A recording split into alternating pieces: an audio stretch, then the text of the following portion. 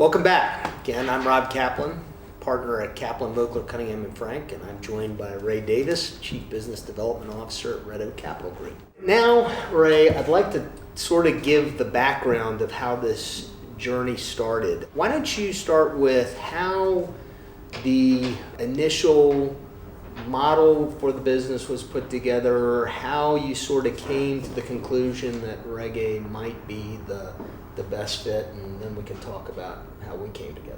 So I was brought into Red Oak to help institutionalize the company, develop a distribution strategy, and developing a platform of offerings that we could grow with, right?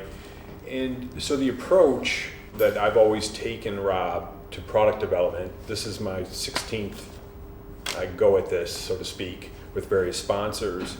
And Red Oak was unique. We've got a very strong management team, so they really gave the liberty and provided the support to say, okay, Ray, what are the steps you typically take and how can we embrace that? The approach has always been kind of like an automotive design engineering approach. And it sounds very simple in concept, and it is not revolutionary in any way, shape, or form. You start by asking the question, what is the need, right? What is the problem? And a lot of times you'll see offerings where somebody brings an offering to the table and they'll go to their distribution partners and say, what do you like, what don't they like? And they'll come and say, well, we'd like a little higher commission, or we'd like a little bit of this. We're talking about the real issues here. So when I'm talking about asking what is the problem, for example, if we have an apartment sponsor, we are not an apartment sponsor, but a random apartment sponsor who says, look, I'd like to come to the market with a Reggae Plus. There's 4 other apartment sponsors in the market.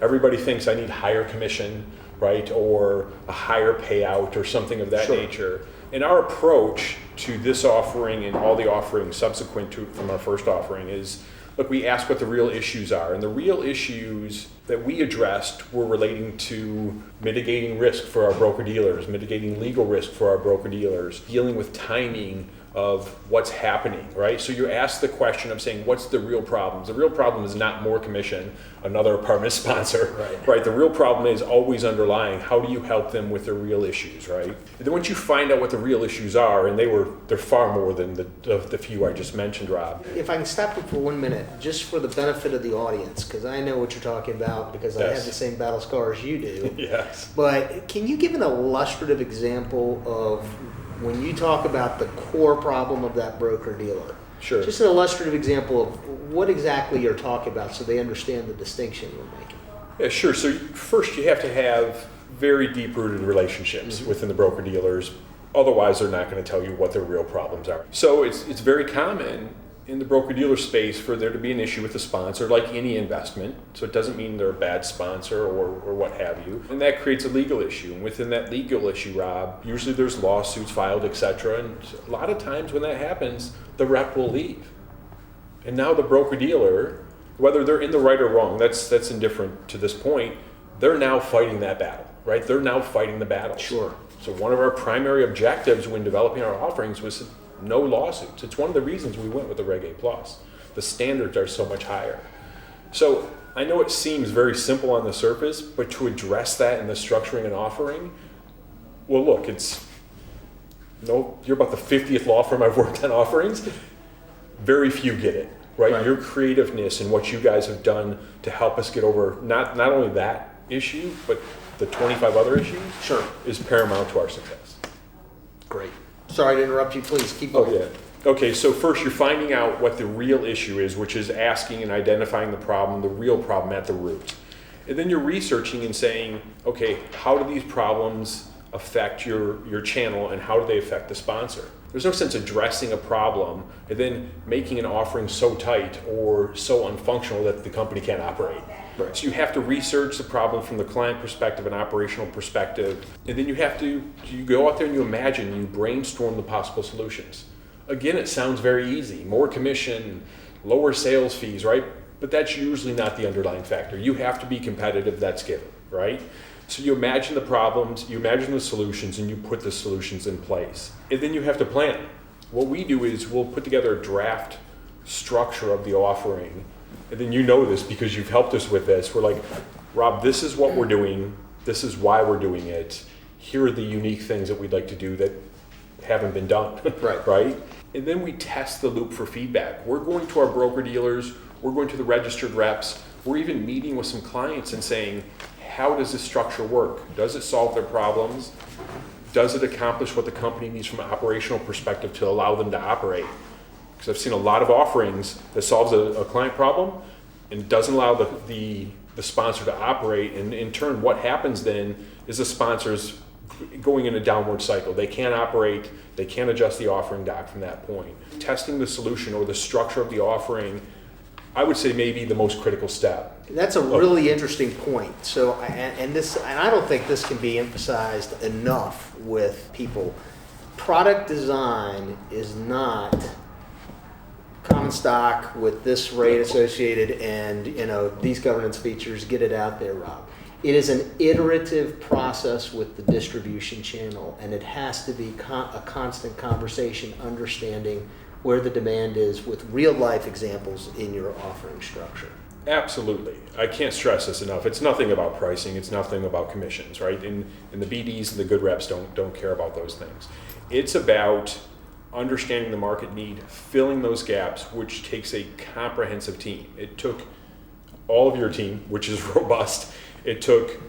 We've got what I would consider one of the best management teams I've ever worked with, right? And this is number 16. And it takes a lot of input from our managing broker dealer. But literally every iteration, I flew to meet with the respective broker dealers. We keep about 10 to 12 in the loop, and you spend 2 or 3 hours. Right. And you're going through not only the problems and solutions, you're going through future iterations of how the company will function and how they will function in a time of change. Another great point, where your broker dealers and your financial advisory firms are not merely a source of distribution, they are a planning resource for you. A constant feed on the market and a way for you to look into the future, whether that's a year down the road or 5 years down the road. Absolutely. It's like stress testing a financial model, right? You're looking at it from your perspective, but if I'm not also looking at it from your perspective, from a litigation perspective, which is one of our key solutions at this point, and from their perspective, how it affects their book, how it affects their net cap, there's so many different variables that have to come into play. Capital aggregation and distribution, which is what they provide, is the furthest from thought from your head in my opinion, when you're designing a product. Right. And then after the feedback loop, you come back and improve. I mean, this is obvious, right? You're coming back and improving. And I typically won't go on the road for the last iteration because we've tested it. And then you publish. Mm-hmm. And everybody says, well, you're done, you've published. It's actually just the start, because if you're building a series of successful offerings, there's very few sponsors who do one offering and they're done, but if you're building a series of successful offerings without contemplating future growth in pivot points, you're dead in the water. Because if your core offering, if your base offering isn't correct, and you have to go through that the first one took 9 months of total planning, right? And a lot of people say, well, that's an absurd, right? Why would you do that? You don't need to do that. Well, we're a quarter of the cost of the rest of the market on actual distribution because of the planning we did. But publishing means, hey, you've now got a base to grow with. It doesn't mean you're done. It's actually the beginning of the whole loop going over it. I cannot agree with you more on that point. And just to make something clear, when Ray speaks to 9 months, he's not speaking to the technical process of the Regulation A filing. He's speaking to creating discourse and a business exercise with the brokerage community.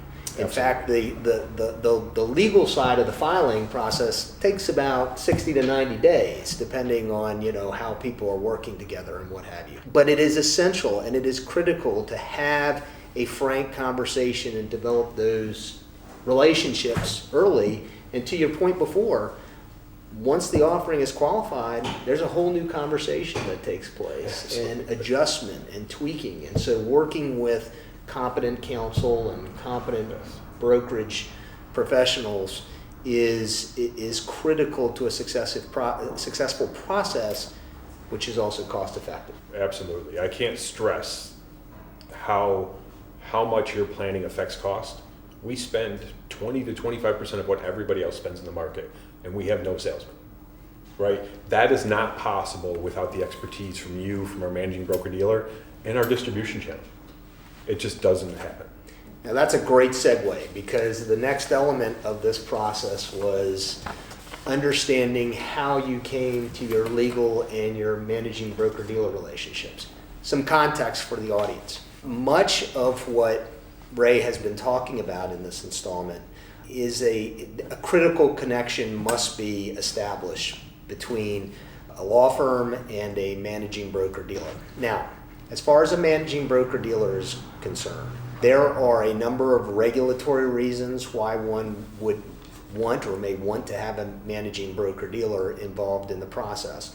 But a good managing broker-dealer for any issuer who does not have the deep relationships to brokerage firms that a Ray Davis has developed over a 30-year career, a good managing broker-dealer is that resource for you. Absolutely. And so they are going to have those relationships to stimulate and facilitate that conversation in addition to organizing the distribution. The law firm is a critical planning and integration tool for you. The law firm is there to advise initially on what reactions to what you're hearing in the marketplace can be done in the most legally advantageous way possible, or can't be done, or set up different problems for you. And then that law firm has to be able to effectively structure and communicate to the Securities and Exchange Commission that structure to expedite the filing process. So with that, tell us how you found Crescent and KVCF. Nick Durham, Crescent Securities, they're a great firm. There's 2 or 3 primary due diligence groups in the independent broker-dealer channel who perform due diligence on the sponsor and who perform due diligence on the offerings. What we did, Rob, was we talked to a prominent due diligence law firm and said, give us your top 5 managing broker-dealers. And literally 5 flights, 5 different broker-dealers in 1 week, which is a hellacious schedule. We met with all of them. And we were looking for a couple key things. Like a marriage, you're looking for core ethics to align up. And our core ethics were about cost, were about investor protections, risk mitigation, etc. So we talked to all 5 law firms, and all 5 law firms talked to us about fees and exits and all of these various things. And we went with Crescent because, Nick... You said law firm, you mean managing broker-dealers. I'm sorry, managing broker-dealers, thank you. We went with Crescent Securities because out of those 5 meetings, he spent the whole entire meeting talking about investor protections, reporting. He didn't even mention his fees. We left not knowing what he was going to charge us, right? Which is insane. So we called him back, and they're a small shop. I think they're 20 people, right? They're not a large firm, right? They're actually about the size of us. So those core ethics aligned with us. So the choice was very easy. And the firm has this whatever we have to do to get down in the weeds approach, very similar to your firm. Your firm was a little bit more challenging because Reg A, a couple years ago, was prominent, but it wasn't as mainstream as it is now. So we interviewed about 5 different firms, West Coast, East Coast, some very large names I'm not going to mention, and we got pricing from $700,000 down, Rob. So what was interesting about your firm is you had a stellar reputation, and when we met you, I got a feeling of that same what do we have to do approach, which is more than just law. With us, it's about being creative, a creative problem solver, not what you can do and can't do. Your group is more, okay, Ray, if this is the end goal, here are the possible solutions. So you don't feel like you're working on them yourself, because it doesn't work yourself. One of the core features, Rob, that I liked about your firm is that when it came down to us putting dollars in the ground and us being successful, you said, hey, I'm happy to work with you, Ray, and try to keep the cost going in to what we believed was incredibly reasonable. I think that ethics first, and I think your ability to work with us and fitting together with our approach it just sealed the deal. I think one of the most gratifying things for our law firm is, having invested the time and energy in getting the law changed, along with many other groups out there and what have you. We really enjoy in that aspect of investing in the companies and issuers who are building this marketplace. And our most satisfying relationships are those where we can really be an integral part of the decision-making process and the execution. strategies. I felt like your firm, when we needed it, was an extension of our business professionals. Right? You've helped us with general counsel work. You've definitely helped us with our real estate activities as we're going to rate our back-end mortgage paper. That just couldn't have been done without your firm's expertise. So for us, again, I keep going back to cost because it's important with what we do, but it was a way to continue to grow in what we consider a very reasonable manner, pulling resources when we need them. And again, I've worked with some of the best law firms in the country. It's usually about billing, and I feel like, I hope your return is strong, but I feel like your firm's about growth first and the return secondary, and it's not lip service, right? And I'm grateful for all the work your firm has done for us. No, that's high praise, and we really appreciate it.